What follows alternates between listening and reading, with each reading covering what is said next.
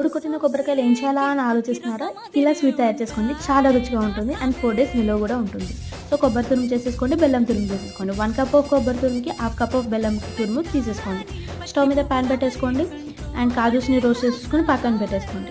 Next ఒక mixie jar తీసేసుకొని కొబ్బరి తురుము, బెల్లం తురుము యాడ్ చేసుకొని లైట్‌గా వాటర్ యాడ్ చేసేసి మిక్సీ చేసేసుకోండి. బాగా మెత్తగా చేసుకోండి. ఎంత మెత్తగా చేసుకున్నా పర్వాలేదు. కన్సిస్టెన్సీ ఇలాగ వచ్చిన తర్వాత మళ్ళీ స్టవ్ మీద ప్యాన్ పెట్టేసుకోండి. ఘీ యాడ్ చేసుకోండి. కన్సిస్టెన్సీ మొత్తం ట్రాన్స్ఫర్ చేసేసుకోండి. ఒక 15-20 మినిట్స్ అలాగా మిక్స్ చేస్తూ ఉండాలి. కన్సిస్టెన్సీ ఒక హల్వా కన్సిస్టెన్సీ వచ్చేంత వరకు చేసుకోండి. చూడండి ఇలా రావాలి. ఇలా వచ్చిన తర్వాత కొంచెం ఘీ యాడ్ చేసేసి కలిపేసుకోండి. తర్వాత మీకు ఒక ప్లేట్లోకి ట్రాన్స్ఫర్ చేసుకోవాలి కాబట్టి ఆ ప్లేట్లోకి నెయ్యి వేసేసి నీట్గా చేసేసి ట్రాన్స్ఫర్ చేసేసుకొని మీకు నచ్చిన షేప్స్లో కట్ చేసుకొని కాజుతో డెకరేట్ చేసేసుకోండి. నా దగ్గర మంచి ఐస్ క్యూబ్స్ కూడా ఉందండి, అది టప్పర్వేర్ది. అది కూడా నాకు చూడగానే క్యూట్గా అనిపించి దాంట్లో కూడా మిగిలిపోయింది, అందులో వేసేసి కాజుతో డెకరేట్ చేశారు. చాలా క్యూట్గా ఉంది కదా.